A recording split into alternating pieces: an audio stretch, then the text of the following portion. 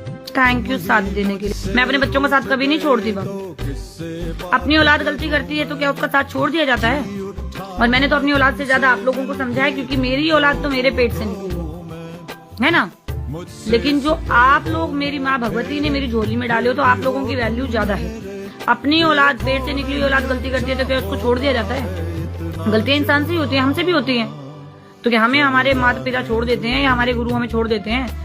2 थप्पड़ मार के डांट फटकार करके फिर वापस लाया जाता है उनको रास्ते पे। जो आ जाते हैं वो ठीक है, जो नहीं आते भैया अपने रास्ते हो जाओ।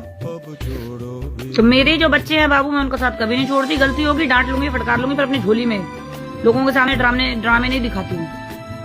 लेकिन अब तुम लोगों से जब गलती हो गई तो मैं तो छोड़ तो नहीं सकती, समझा सकती हूँ। और बाहर वालों को तो बिल्कुल कहने का हक नहीं देती मैं।